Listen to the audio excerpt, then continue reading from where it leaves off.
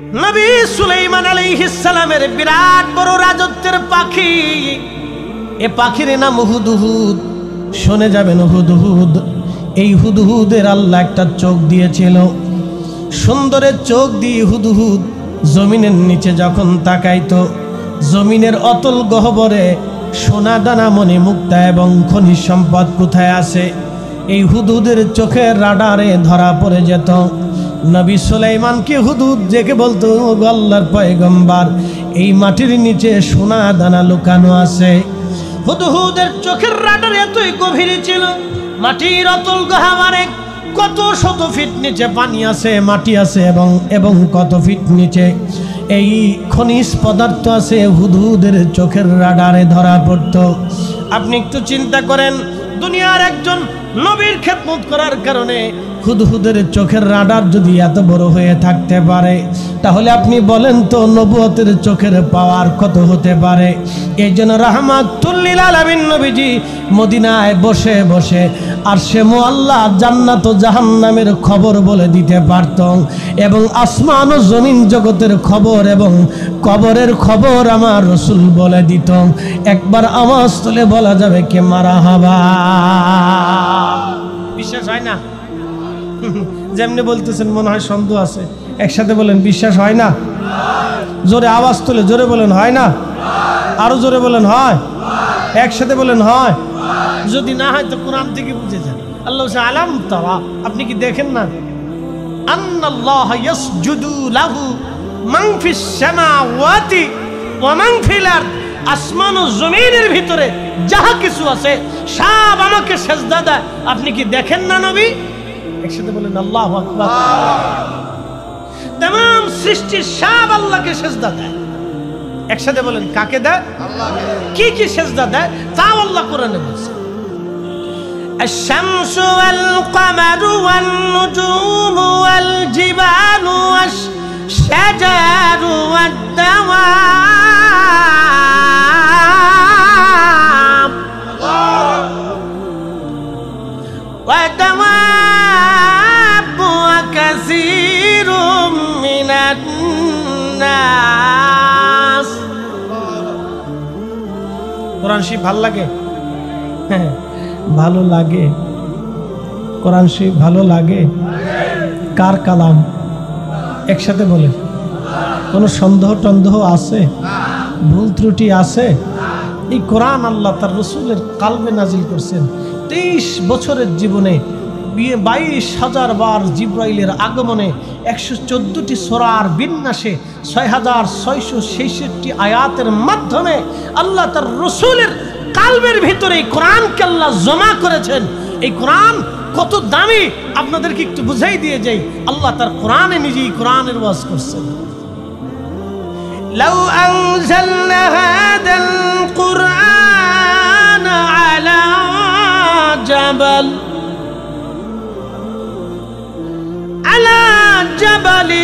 লারাআইতাহু খাশিআন মুতাসাদ্দিআন মিন খাশিয়াতিল্লাহ।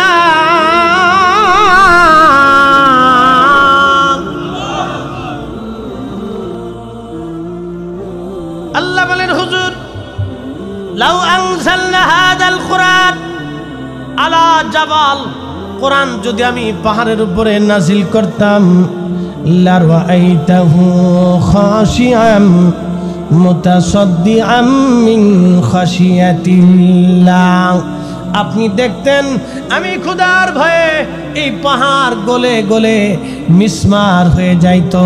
এই কোরআন আল্লাহ তার নবীজির কাল মোবারকে নাজিল করেছেন।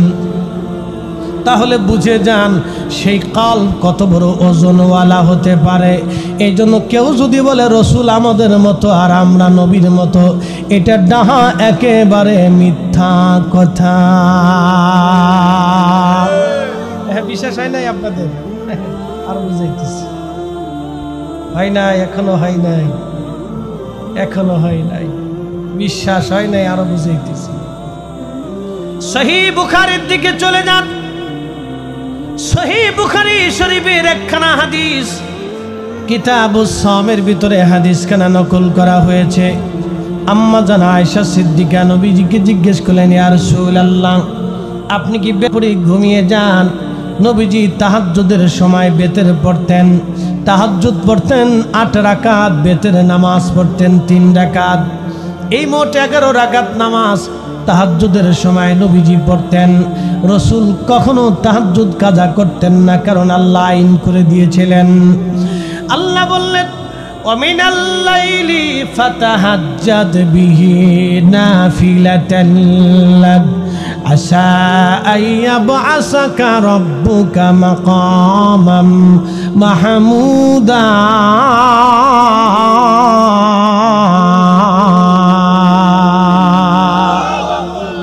নবীজি তাহাজ্জুদ আপনি নামাজ পড়েন, আর নওয়াফিল অতিরিক্ত করে দিলাম আপনাকে। কারণ কি? এই নামাজ যদি আপনি পড়েন, আসা, কুরআনুল কারীমের ভিতরে আল্লাহ আসা শব্দ যেখানে ব্যবহার করেছেন, যদিও আসা শব্দের শাব্দিক অর্থ হলো সম্ভাবনাময়, সম্ভবত আসা শব্দের সাধারণ অর্থ হলো সম্ভবত। যখন কোরআনে রাসূলের শব্দের আগে এই শব্দ এসেছে, তখন আল্লাহ আসা শব্দ দিয়ে বলে দিয়েছেন একেবারে অবশ্যই, অবশ্যই আসা।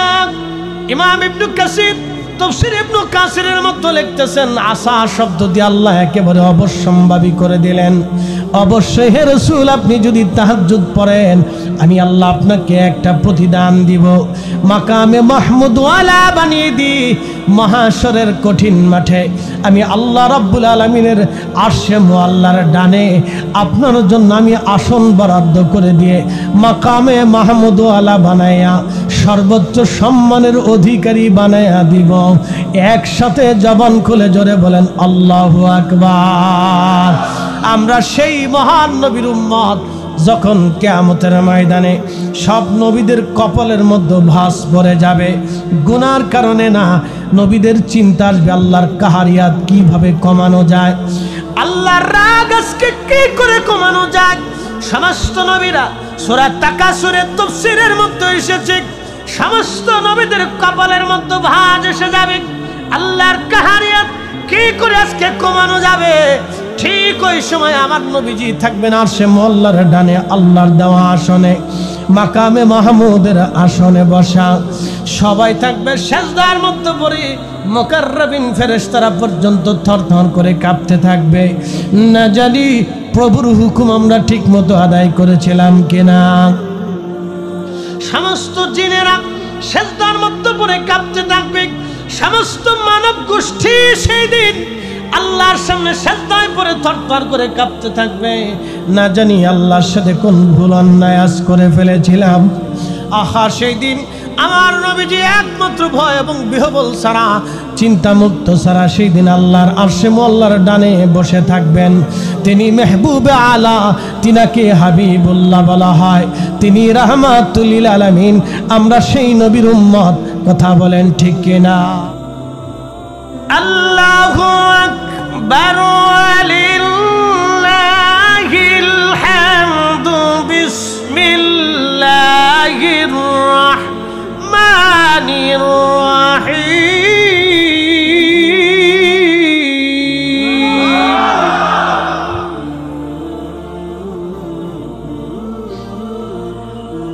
ফাইদা কাদাইতুমুস সালাতা ফাযকুরুল্লাহা কিয়ামা।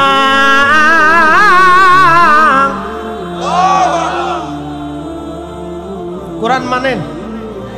একসাথে বলেন কোরআন মানেন। হাত উঁচা করে বলেন কোরআন মানেন। কোন সন্দেহ টন্দেহ আছে? ভুল টুল আছে? নেই। একসাথে বসেন, কোরআন থেকে ওয়াজ করবেন, বলেন ইনশাআল্লাহ। ইনশাআল্লাহ।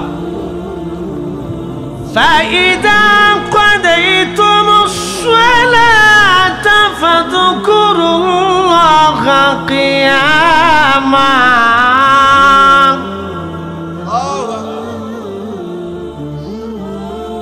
قياما وقعودا وعلى جنوبكم.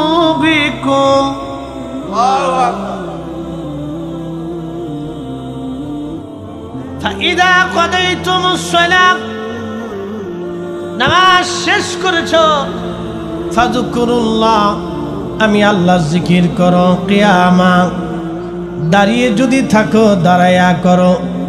অকুউদা, বৈশা যদি থাকো বসিয়া বসিয়া করো। ওয়া আলা জুনুবিকুম, তোমরা যদি শুয়ে থাকো তো শুয়ে শুয়ে আল্লাহর জিকির করো। একসাথে হবে না? আল্লাহু আকবার। জিকির হবে কার? আল্লাহ। আমরা কার জিকির করব? কেমনে কেমনে? দাঁড়াইয়া, বইসিয়া, শুইয়া। এখানে কোনো ফতোয়া চলবে না, ফতোয়া আল্লাহ নিজে দিয়ে দিছে। এই কথা কর না কেন, ঠিক কিনা? ফতোয়া কে দিছে?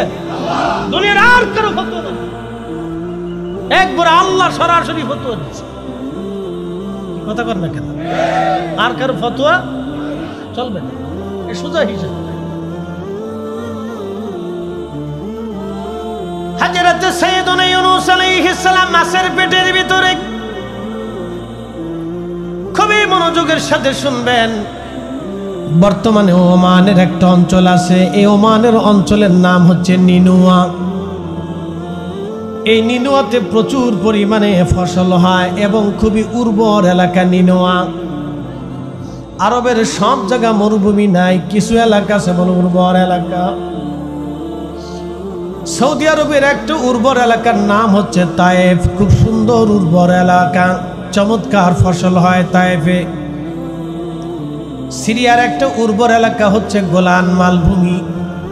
বাংলাদেশের মতো একটা বিরাট অঞ্চল মিলে গোলান মালভূমি, প্রচুর পরিমাণে ফসল হয়। এই জন্য এই অঞ্চলটাকে বলা হতো শাম। বর্তমানে জর্দান, সিরিয়া, ফিলিস্তিন পোড়া অঞ্চলটাকে বলা হতো শাম। যেখানে গাজা, এর আগে নাম ছিল আসকালান। এই গাজার এই অঞ্চলগুলিতে ছিল আগে বিরাট বড় বন্দর। বহির্বিশ্ব থেকে জাহাজ ভরে ভরে অঞ্চলে মানুষ ব্যবসা করত আরবরা। এই আসকালানে পৃথিবী বিখ্যাত বড় বড় রাজা বাদশাহদের বাসস্থান ছিল। এটা আজকের বাসস্থান না। ৬০০০ বছর ধরে এই আসকালানে গাজা অঞ্চলে মানুষের বসবাস, ৬০০০ বছর ধরে। এই ফিলিস্তিনে বাইতুল আকসার আশেপাশে হযরত নবী সুলাইমান আলাইহিস সালামের বিরাট বড় রাজদরবার ছিল। এত বড় রাজা ছিলেন তিনি। শুধু জমিনের ভাগ না, সাগরের কিনার পর্যন্ত তিনি শাসন করতেন। মহাসাগর থেকে জিনদের রাজধানী কোহেকা পর্যন্ত তিনি রাজত্ব করেছিলেন নবী সুলাইমান। তখ্ত ছিল ওনার। এই তখ্তখানাকে বাতাসে উড়াইয়া পৃথিবীর যেখানে খুশি সেখানে তিনি উড়ে যেতে পারতেন। ৩টা বাহিনী ছিল ওনার, একটা মানুষ বাহিনী, আর একটা জিন বাহিনী, আর একটা পাখি বাহিনী। পাখিদের যিনি লিডার ছিলেন, এই পাখির নাম ছিল হুদহুদ। এই হুদহুদ পাখি আল্লাহর জান্নাতে চলে যাবে নবী সুলাইমানের খেদমত করার জন্যে। কথা বোঝা যায়? একসাথে বলেন, বোঝা যায়? আচ্ছা, বুঝে থাকলে উত্তর দিয়ে। আমি জানি অনেক, কিন্তু অনেক দূর থেকে আসছেন ও আসছেন। কিছু মজার কথা বল। হুদহুদ একটা পাখি, নবীকে মহাব্বত করে বেহেশত চলে যাবে। বলেন, হুদহুদের কি কোনো শরীয়ত আছে? নামাজ রোজা জিকির ফিকির কিছু আছে? নেই। ওর নবীর খেদমত করে বেহেশত চলে গেল হুদহুদ। 10টা প্রাণী বস্তু আল্লাহর জান্নাতে যাবে, মানুষ এবং জিন ব্যতীত 10টা প্রাণী এবং বস্তু আল্লাহর বেহেশত চলে যাবে। তার একটা প্রাণীর নাম হচ্ছে কাসওয়া। যেই কাসওয়া রসুলকে বহন করে হিজরত করেছিল, এই কাসওয়া জান্নাতে চলে যাবে। আর আরেকটা হচ্ছে উস্তুনে হান্নানা, একটা মরা কাঠ, খেজুর গাছের একটা কাঠ। যদি কখনো মদিনাতুল মুনওয়ারাতে যেতে পারেন তো রিয়াজুল জান্নাতে চলে যাবেন। রিয়াজুল জান্নাহ নবীজির হুজরা শরীফ থেকে মিম্বর শরীফ পর্যন্ত যেই জায়গাটুকুন, এটাকে বলা হয় রাউজাতুম মিন রিয়াজিল জান্নাহ। আল্লাহর দুনিয়াতে আল্লাহ ঘোষিত একটা বেহেশতের টুকরা। এই বেহেশতের অংশটুকুন কিয়ামতের ময়দানে জান্নাতুল ফিরদাউসের সাথে, আমার রসুলের বাসস্থানের সাথে, হুজরা শরীফের সাথে আল্লাহ অ্যাড করে দিবে। একসাথে বলবেন আল্লাহু আকবার। রিয়াজুল জান্নাহ ভালো করে বুঝে যান। অনেকে আমাদের দেশে রসুলের শান খুঁজে পায় না, তো কেমনে খুঁজে পাবেন? চশমা লাগাইছেন কালা, দুনিয়া কালা দেখা যায়। চশমা লাগাইছেন লাল, দুনিয়া লাল দেখা যায়। আপনি নবীর শান কোথায় খুঁজে পাবেন?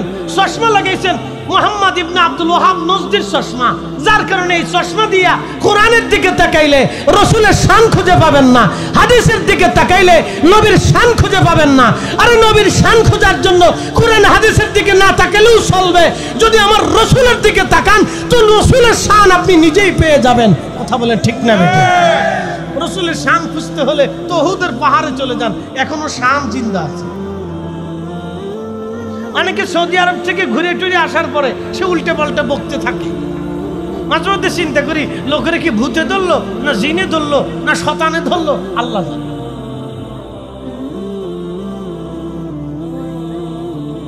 নীলফামারীবাসী, জল ঢাকাবাসী ভালো করে শুনে যাবেন।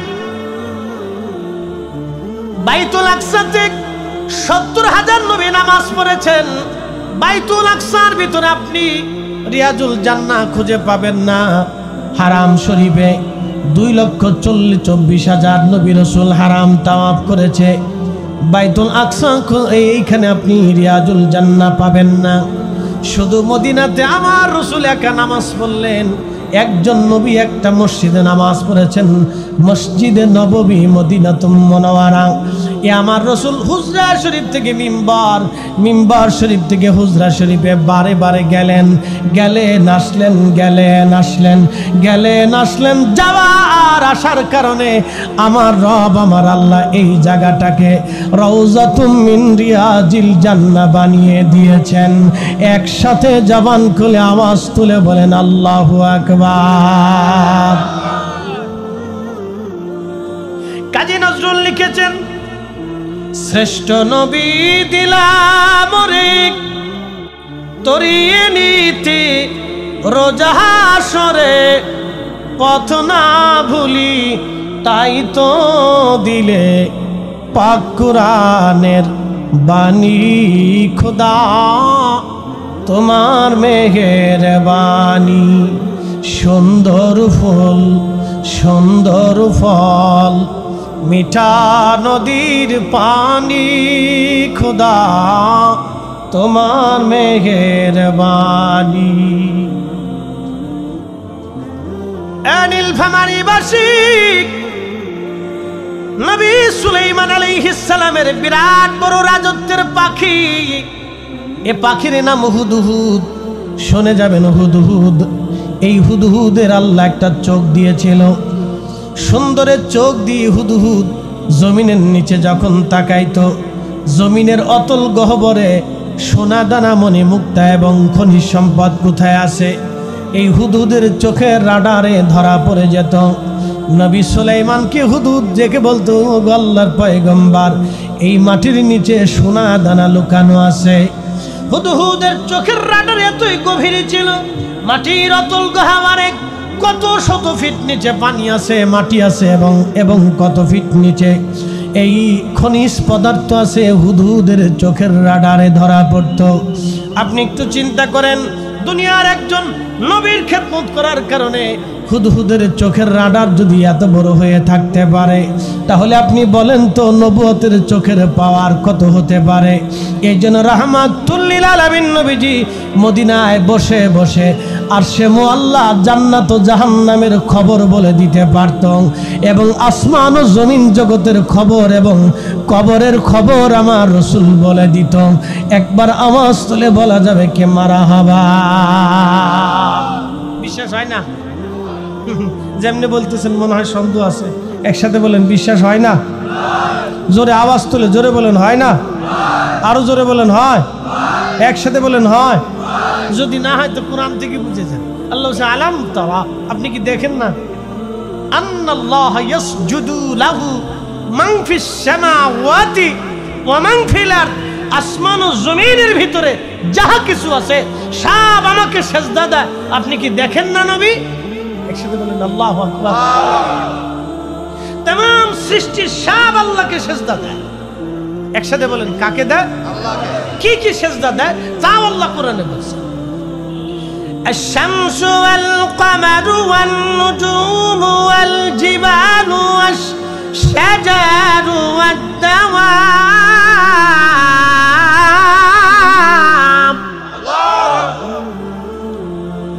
والدواب وكثير من الناس কোরআন শরীফ ভালো লাগে? হ্যাঁ ভালো লাগে। কোরআন শরীফ ভালো লাগে? কার কালাম? একসাথে বলে। কোনো সন্দেহ টন্দেহ আছে? ভুল ত্রুটি আছে? এই কোরআন আল্লাহ তার রসুলের কালবে নাজিল করছেন।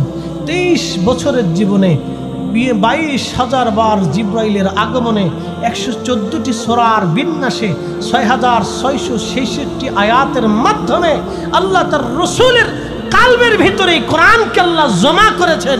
এই কোরআন কত দামি আপনাদেরকে একটু বুঝাই দিয়ে যাই। আল্লাহ তার কোরআনে নিজেই কোরআনের ওয়াজ করছেন। লাউ আনজালনা হাদাল কুরআন আলা জাবাল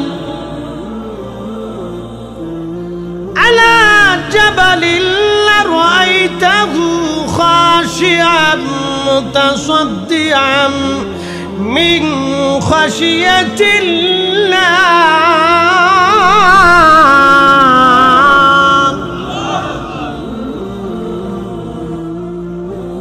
আল্লাহ বলেন, হুজুর লাউ আনজালনা হাদাল কুরআন আলা জাবাল, কোরআন যদি আমি পাহাড়ের উপরে নাজিল করতাম, লারাআইতাহু খাশিআন মুতাসাদ্দিআন মিন খাশিয়াতিল্লাহ, আপনি দেখতেন আমি খোদার ভয়ে এই পাহাড় গলে গলে মিসমার হয়ে যাইত। এই কোরআন আল্লাহ তার নবীজির কাল মোবারকে নাজিল করেছেন। তাহলে বুঝে যান সেই কাল কত বড় ওজনওয়ালা হতে পারে। এই জন্য কেউ যদি বলে রসুল আমাদের মতো আর আমরা নবীর মতো, এটা ডাহা একেবারে মিথ্যা কথা। হ্যাঁ, বিশ্বাস হয় নাই আপনাদের? আর বুঝাইতেছি, হয় নাই, এখনো হয় নাই, এখনো হয় নাই, বিশ্বাস হয় নাই, আরো বুঝাইতেছি। সহিহ বুখারীর দিকে চলে যান। সহিহ বুখারী শরীফের একখানা হাদিস, কিতাবুস সাওমের ভিতরে হাদিসখানা নকল করা হয়েছে। আম্মা জান আয়েশা সিদ্দিকা নবীজিকে জিজ্ঞেস করলেন, ইয়া রাসূলুল্লাহ, আপনি কি বেপরি ঘুমিয়ে যান? নবীজি তাহাজ্জুদের সময় বেতের পড়তেন, তাহাজ্জুদ পড়তেন 8 রাকাত, বেতের নামাজ পড়তেন 3 রাকাত। এই মোট 11 রাকাত নামাজ তাহাজ্জুদের সময় নবীজি পড়তেন। রসুল কখনো তাহাজ্জুদ কাজা করতেন না, কারণ আল্লাহ আইন করে দিয়েছিলেন। আল্লাহ বললেন, ওয়ামিনাল লাইলি ফাতাহাজ্জাদ বিহি নাফিলাতান লাক আসা আইয়াবআসাকা রাব্বুকা মাকামাম মাহমুদা।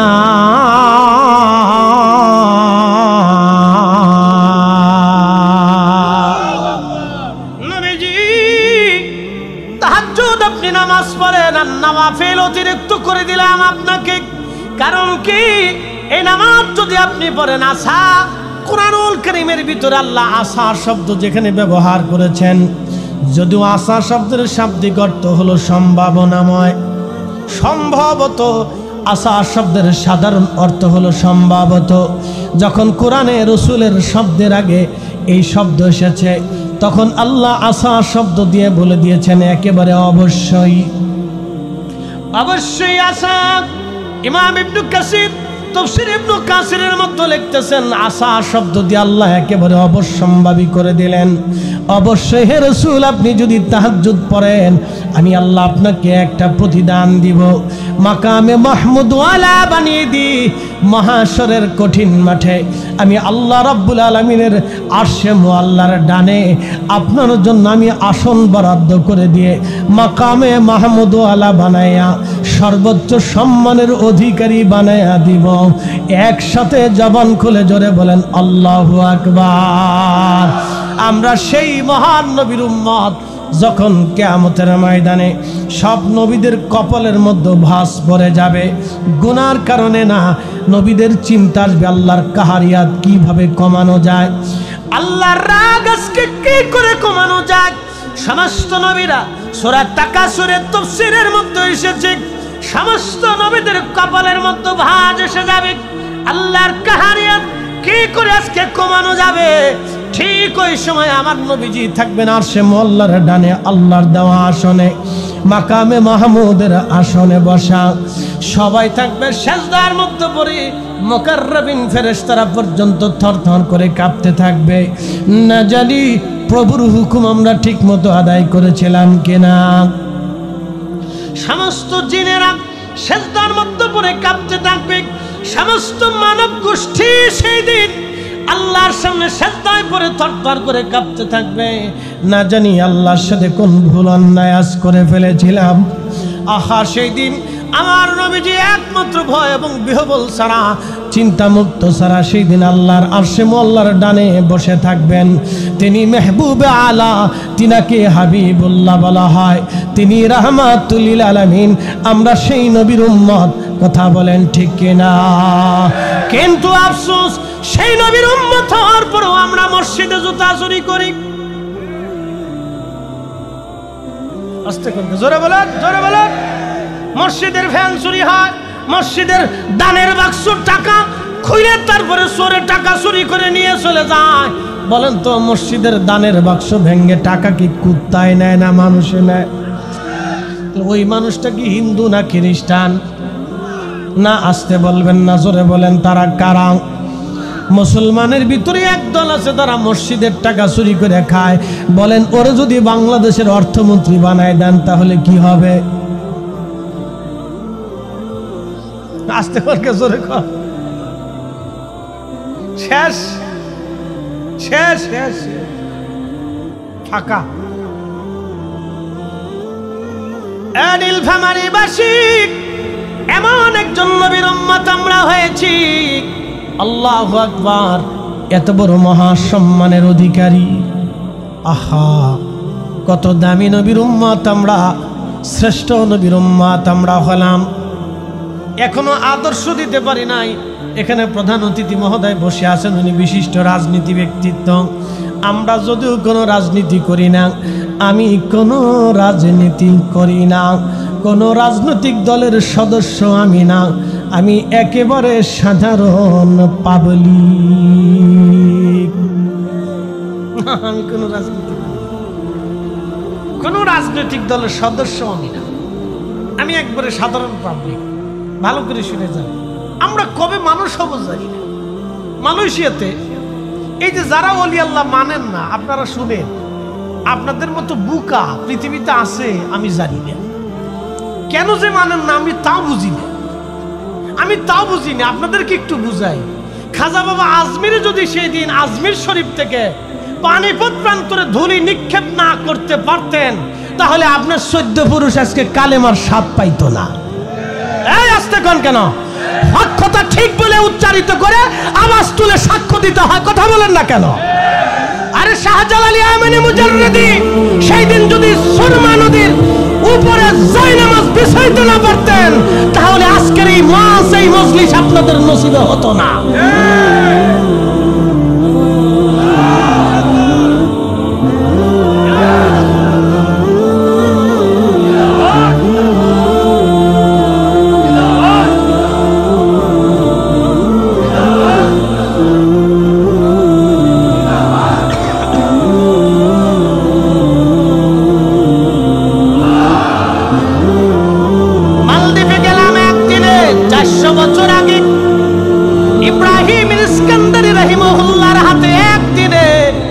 মালদ্বীপের সব মানুষ কালেমা পড়ে মুসলমান হলো।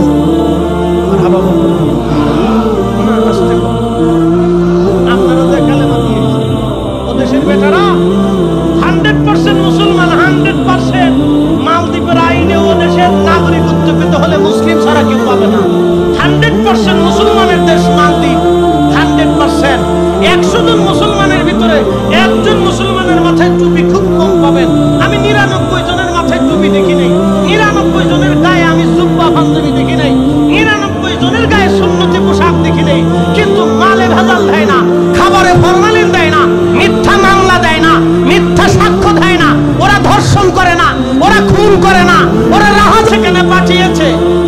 অলি গেছে, সেখানে কালেমা গিয়েছে। খাজা বাবা আজমিরি একা যা করেছেন আমরা 60 লক্ষ মুসলমান আলেম ওলামা তা করতে পারি নাই। খাজা বাবা আজমিরি একা যা করেছিলেন এই ভারতবর্ষের 90 কোটি মুসলমান তা করতে পারে নাই। না পারে নাই। দেখেন বাংলাদেশে 60 লক্ষ আলেম আছে, শত শত দরবার আছে, 10,000-এর উপরে দরবার আছে, বহু ইসলামী সংগঠন আছে, আজ পর্যন্ত কালেমার পতাকা উঠাইতে পারি নাই। হুজুর কারণ কি? খালি গুতা, খালি গুতা, হেতের হেতের গুতা। একদল আইছে বুকের উপরে হাত বাঁধতেই হবে, আর একদল হইছে মুনাজাত বন্ধ করতেই হবে, আর একদল হইছে মিলাদ বন্ধ করতেই হবে, আর একদল হইছে ফাতিহা বন্ধ করতেই হবে। আরে মিয়া, আমার দেশে সুদের কারখানা বন্ধ করতে পারি নাই, এখনো জুয়ার কারখানা বন্ধ করতে পারি নাই, এখনো ধর্ষণ বন্ধ করতে পারি নাই, এখন আমরা বেহায়াপনা বন্ধ করতে পারি নাই, এখন আমরা পতিতালয় বন্ধ করতে পারি নাই, এখন আমরা ন্যায় বিচার প্রতিষ্ঠিত করতে পারি নাই। তোমরা এসে দোয়া বন্ধ করার জন্য, আল্লাহ দোয়া বন্ধ করার জন্য আমাদেরকে পাঠাই নাই, আল্লাহ পাঠিয়েছিলেন দোয়া চালু রাখার জন্য। কথা বলেন ঠিক না? আমরা কি দিন বুঝাইতে চাও? তুমি গুচ্ছা গুচ্ছি গুচ্ছা। এবার বুঝেন তো 60 লক্ষ আলেম সাদা কিছু করতে পারবেন কেমন? খালি এত গুচ্ছা গুচ্ছি করবেন। 60 লক্ষ আলেমের দেশে 60 লক্ষ কিচ্ছু করতে পারবে। খাজা বাবা আজমিরি একা 90 লক্ষ মানুষকে কালেমা দিয়ে গেছে। একসাথে বলবেন আল্লাহু আকবার। হ্যাঁ, আসতে বলবেন না, ইতিহাস বলবেন না, সাবধান, ইতিহাস বলবেন না। ইতিহাস যারা বলে দা তারা মানুষ, ইতিহাস বলবেন না। একটা ছোট্ট দ্বীপের ভিতরে মালয়েশিয়ার সরকার হুজুর গাউসে পাকের আওলাদের মাজারকে সংরক্ষণ করে তার দরবারকে সাজায় রাখছে। ওখানেও সুন্দর করে খানা দানার ব্যবস্থা, প্রত্যেক জুমাতে রান্না হয়, প্রত্যেক দিনে রান্না হয়। জিজ্ঞেস করলাম খাবার দাবার এখানেও আছে? একসাথে বলি না আল্লাহু আকবার। না, দুর্বল আওয়াজ দিলে হবে না। আল্লাহ বড় না ছোট? কত বড়, অনেক। কত কোন সীমানা আছে? সীমানা আছে, ডান বাম আছে, উত্তর দক্ষিণ আছে, দৈর্ঘ্য প্রস্থ আছে, ব্যাস ব্যাসার্ধ আছে।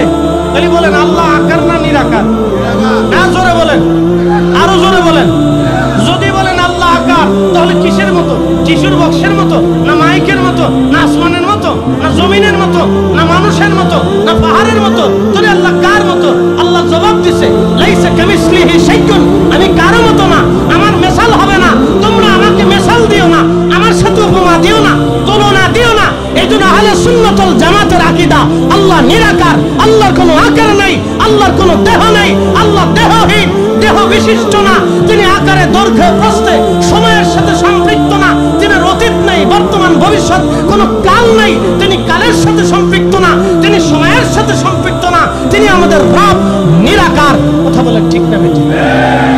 এখন যদি বলেন আপনি আকার, এই আকার মনে করে যদি আল্লাহর সেজদা দেন তো শয়তান বলবে বাপ রে বাপ, আমি যা 909 লক্ষ বছরে মানি নেই, তুই তার 90 বছরের জিন্দেগিতে মেনে নিয়েছিস।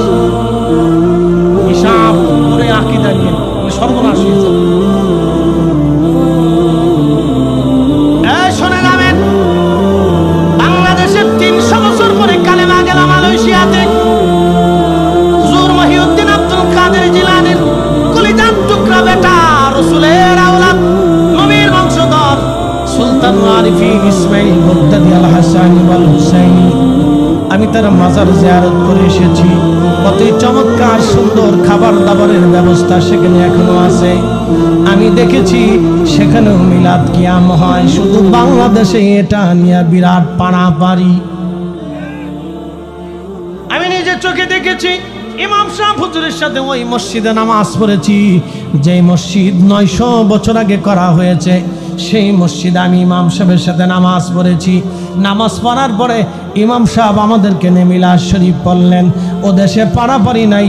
আমি গিয়েছিলাম পুত্রজায়া, মালয়েশিয়ার গভর্নর অর্থাৎ মালয়েশিয়ার পার্লামেন্টের সামনে একটা মসজিদ আছে, পুত্রজায়ার সেন্ট্রাল মসজিদ। ওদের প্রশাসনিক এলাকায় পুত্র জায়াটা খুব সুন্দর করে সাজানো। বাংলাদেশের ছয় বছর আগে তারা স্বাধীন হওয়ার পরে এত সুন্দর দেশ তারা বানাইলো, আর আমরা স্বাধীনতার এত বছর পরেও আমরা দেশ সাজাইতে পারি নাই। এখনো গুটাগুটি গুটাগুটি গুটাগুটি, এখনো পারি নাই। ওদের দেশ দেখলে আর আমাদের দেশে আসলে লজ্জা করে, চিন্তা করি হারে কোন দেশ থেকে কোন দেশে যাইছে। দেখেন না বিমানবন্দরের কার্গো স্থান একেবারে বাংলাদেশের কি বলে মগজের মতো বিমানের, যেখানে হাজার হাজার বিলিয়ন ট্রিলিয়ন কোটি টাকার সম্পদ জমা হয়। বুঝতে পেরেছেন? 1 লক্ষ কোটি টাকার ক্ষতি হয়েছে মিনিমাম, 1 লক্ষ কোটি একবারে মিনিমাম। আমি পুরার সাথে বলেছিলাম যে মিনিমাম 1 লক্ষ কোটি টাকা বাংলাদেশের পুড়ে গেল আছে, একবারে মিনিমাম 1 লক্ষ কোটি টাকা। 1 লক্ষ কোটি টাকার সম্পদ যেখানে জমা থাকে সেখানে একটু পানি মারার মতো ব্যবস্থা নেই।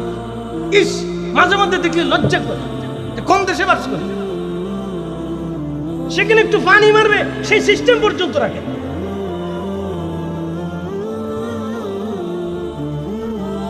শুনে যাবেন ভাইজান আমার,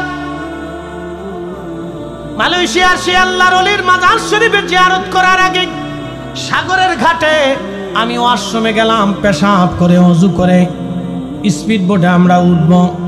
আমরা সবাই আমার সাথে গাউসিয়া কমিটির ভাইরা, সুন্নি ভাইরা ছিল। আমার ভাইরা আমাকে নিয়ে গেল। ওয়াশরুম থেকে ফেরার পথে দেখলাম ছোট্ট একটা টেবিল পাতা, টেবিলের উপরে সুন্দর করে একটা বক্স রাখা, বক্সের ভিতরে সবাই রিঙ্গিত রেখেছে, টাকা রেখেছে। ওদের দেশের 1 টাকা আর আমাদের দেশের প্রায় 30 টাকা। তাহলে বুঝেন কত উন্নত আমরা, কত উন্নত হয়েছি। শোনেন, খালি টাকায় উন্নত হয়েছি না, কত উন্নত হয়েছে আমি আপনাদের দেখাচ্ছি, ঘটনা শোনাচ্ছি, শুনে যান। সুন্দর করে বক্সের মধ্যে টাকা রিঙ্গিত পড়ে আছে, অন্তত কয়েকশো রিঙ্গিত হতে পারে, কয়েকশো রিঙ্গিত এখানে পড়ে আছে। আমি বললাম কি ব্যাপার, এখানে কি ভিক্ষা ওঠায় নাকি? বলে না হুজুর, ভিক্ষা না, আপনি যে ওয়াশরুমে গেছেন সেই জন্য টাকা দিতে হবে। আমি বললাম কত দেওয়া লাগবে? বলে 1 রিঙ্গিত, 1 রিঙ্গিত দিয়ে দেন। তো আমি 1 রিঙ্গিত দিলাম, বাংলাদেশের প্রায় 30 টাকা। আমি বললাম ব্যাপার কি? টাকা যে নিবে সে কো? যিনি টাকা নিবে তিনি নাই, কিন্তু বাক্স আছে, টাকাও আছে। আমি বললাম যিনি টাকা নিবে সে কো? বললো হুজুর যে টাকা নিবে সে নাই, কিন্তু টাকা দিয়ে যায় সবাই। আমি বললাম ভাইরা, আপনারাও তো মালয়েশিয়া চাকরি করেন, আমি সফরে এসেছি, মাহফিল আপনাদের সাথেই করলাম, আপনাদেরকে ওয়াজ করে শোনাইলাম। এই মালয়েশিয়ার মুসলমানদেরকে কারা ওয়াজ করে শোনাইলো যে বাথরুমের সামনে থেকে তাদের দেশের টাকা চুরি হয় না। আমি বললাম আমার দেশে যদি এটা হতো, কয় হুজুর টাকাও চলে যেত, বাথরুমও চুরি হয়ে যাইত। Made in Bangladesh. ওদেশের বাথরুম থেকে মানুষ টাকা চুরি করে না, আর আমাদের দেশের মসজিদ থেকে টাকা চুরি করে।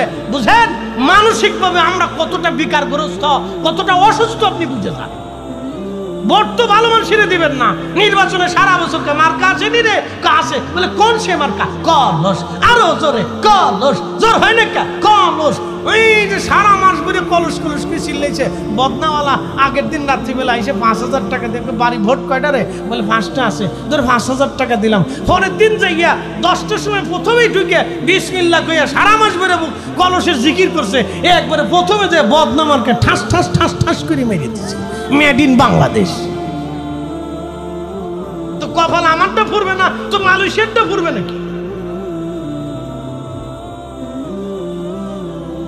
কষ্ট হইতেছে আপনাদের?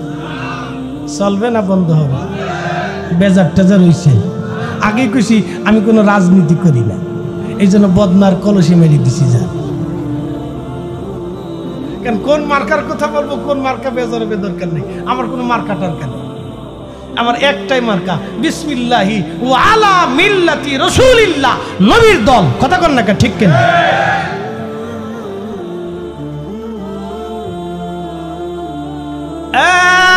নীলফামারীবাসী, এই জন্য মানসিকভাবে আমাদেরকে উন্নত হতে হবে, ন্যায় প্রতিষ্ঠিত করতে হবে।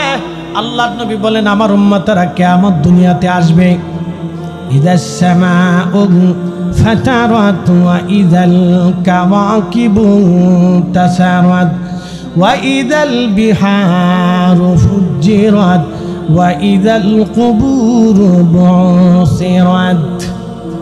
আসমান ভেঙে ভেঙে পড়বে, নক্ষত্র ভেঙে ভেঙে পড়বে, সাগর উদ্বেলিত হয়ে যাবে, সাগরের সমগ্র পানিগুলি জমিনে আছাড় মারবে। বাংলাদেশে মাঝে মধ্যে বিরাট বড় বড় তুফান আসে, হারিকেন আসে, টর্নেডো আসে, বিরাট বড় বড় ভয়াবহ সামুদ্রিক তুফান আসে। বাংলাদেশের তুফান থামানোর জন্য আমার আল্লাহ বাংলাদেশের উপকূলীয় অঞ্চলগুলিতে বড় বড় বড় বড় ঝাউ গাছ লাগাইছে, বিরাট বড় বড় বাগান আছে, সুন্দরবন আছে। কিন্তু আপনি যদি মালদ্বীপে চলে যান, একেবারে সাগরের কিনারে তাদের বিল্ডিং, কোনো ঝাউবন নাই, কোনো সুন্দরবন নাই। শত শত বছর ধরে ভারত মহাসাগরের ভিতরে একটা ছোট্ট দ্বীপপুঞ্জ দেশ, এতই সুন্দর এবং চমৎকার, সামুদ্রিক কোনো তুফান আসে না, ঝড় আসে না, কোনো বিপদ আসে না। সমুদ্র থেকে মাত্র 3 হাত উপরে তাদের মাটি, কখনো সমুদ্র তাদেরকে পানির নিচে ডুবাইয়া দেয় না। একসাথে বলেন তো রক্ষা করার মালিক কে? ওই সাগরের ভিতরে নীল তিমির প্রত্যেক দিন 110 মণ খাবার একটা তিমিরে খাওয়ায়। জবান খুলে বলেন আমাদেরকে খাওয়াই কে? প্রত্যেক দিন 110 মণ ওজনের খাবার যদি একটা তিমিরে খাওয়ায়, একটু চিন্তা করে দেখেন তো, ভাবেন তো, এরকম মহাসাগরে হাজার হাজার তিমি মাছ আল্লাহ সৃষ্টি করেছেন। ওদের প্রত্যেক দিনের খাবার যিনি ব্যবস্থা করেন তিনি সেই মালিক। আমাদেরও খাবারের ফয়সালা যিনি করেন সেই মালিক। তার জমি মাইরা খায়। আসতে কোন কে? ডরাই ডরে কইতেছেন নাকি? জোরে বলেন। বহু আছে এদেশে, বহু আছে ভাইয়ের বোনের জমি বুঝাই দেয় না। এই যে উন্নত রাজনীতি করে, ওনাদের কাছে সালিশের কোনো কমতি আসে না। চেয়ারম্যান মেম্বার যারা আছে তাদের কাছে একটার পর একটা সালিশ আছে। বলে কি হয়েছে? আমার জমি বুঝাই দেয় না। কেটাই দেয় না? বলে আমার বড় ভাই দেয় না। বড় ভাই কেন দেয় না? বলে দেয় না। বলে কেন দেয় না? আর যদি জল ঢাকার প্রপার একটা জমি থাকে আর বনে যদি একটু দুর্বল থাকে, তো জমি কিয়ামতের আগ দিন পর্যন্ত দেবে না।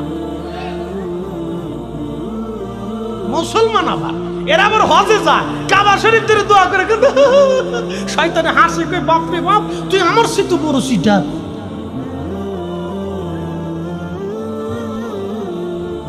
আমি যা যা বলতেছি একবারে ডাইরেক্ট অ্যাকশন বলতেছি। কথা সুন্দর কিন্তু তিতে শোনা যাবে, কথা সুন্দর তিতে শোনা যাবে। এই শুনে যাবেন, ভালো করে শুনে যাবেন, ভালো করে শুনে যাবেন, ভালো করে বুঝে যাবেন। ওয়াল্লাহি বিল্লাহি তাল্লাহি আমাদেরকে মানুষ হতে হবে, মানুষ হতে হবে। মানুষ হয়েছি তো মানুষ আমাদেরকে হতে হবে। আল্লাহ বলছে লা তামুতুন্না ইল্লা ওয়া আনতুম মুসলিমুন। মুসলমান না হইয়া তোমরা মইরো না। মুসলমান হয়ে আমাদেরকে কবরে যেতে হবে। মুসলমান হইতে হলে আল্লাহ নবীর তরিকায় মুসলমান হতে হবে। কথা বলেন ঠিক না বেঠে? আল্লাহ রসুলের তরিকায় মুসলমান হতে হবে, মুসলমান হতে হবে, মুসলমান হতে হবে। ৬৮,০০০ গ্রামে দেশে, ৬৮,০০০ গ্রামে এখনো সালিশ দরবার হয় ঠিক মতো ন্যায় বিচারের সালিশ হয় না। চোখ দেখা, মুখ দেখা, টাকা দেখা, ক্ষমতা দেখা, দল দেখে বিচার হয়। কথা কোন না কেন? এখনো ঠিক মতো বিচার হয় না। আমরা এখনো পর্যন্ত বিচার ঠিক মতো প্রতিষ্ঠিত করতে পারি নাই। আর এক দল এসে মুনাজাত বন্ধ করে দিতে, ওইটা বন্ধ করো। তো তোমার মুনাজাতে কি কামড়াই নাকি?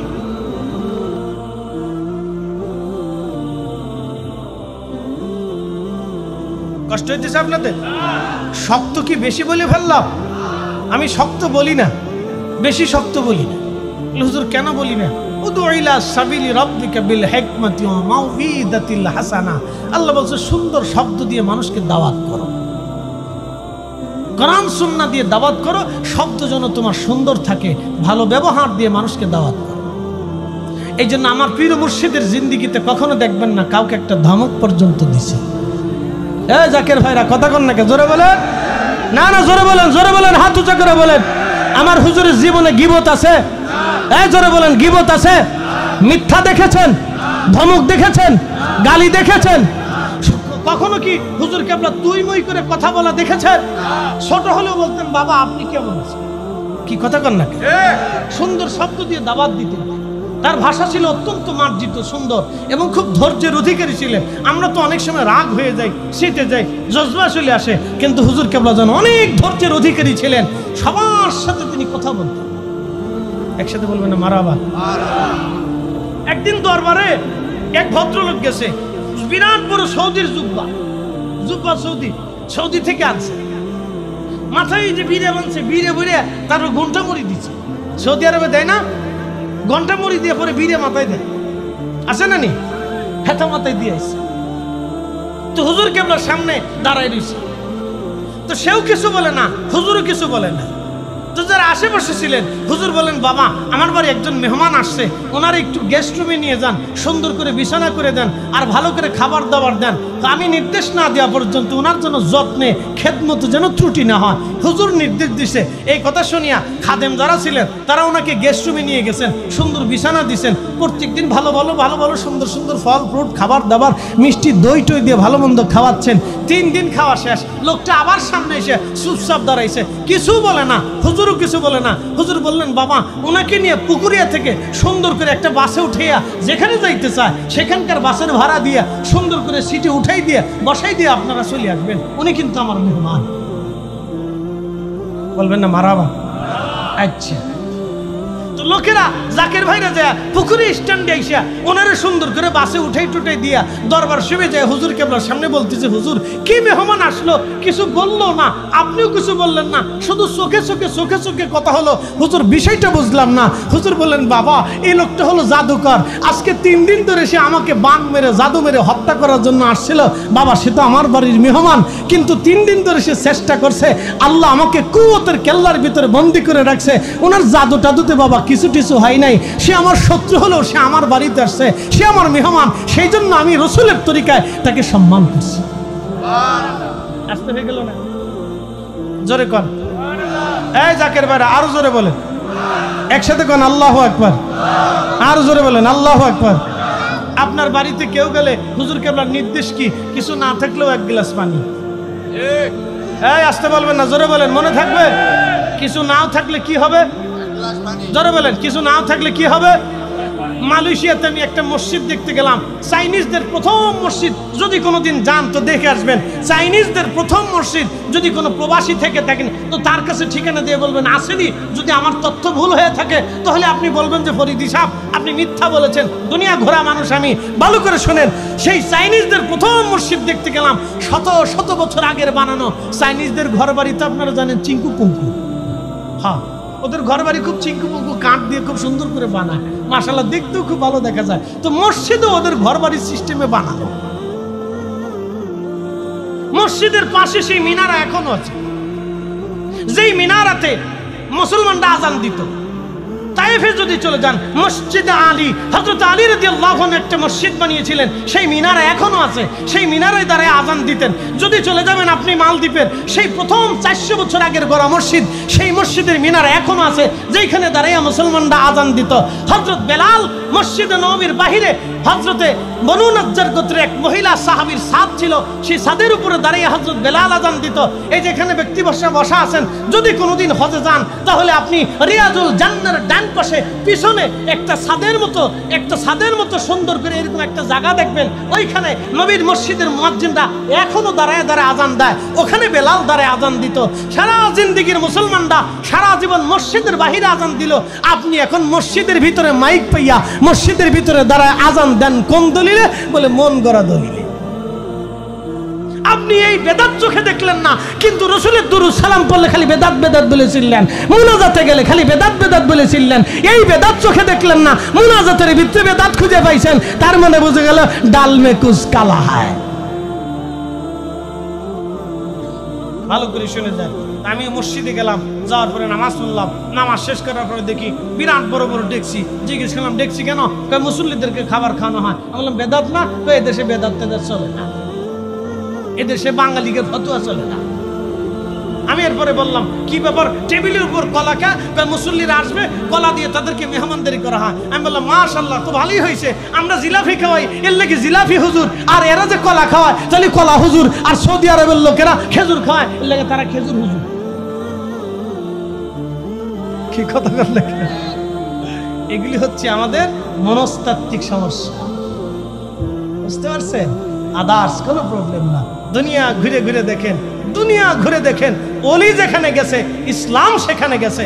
না না না, ওলিরা যা দিনের খেদমত করেছে আমি আপনি সিহি 500 খেদমত করতে পারি নাই, না পারি নাই। একসাথে বলেন পারছি? না না, জোরে বলেন।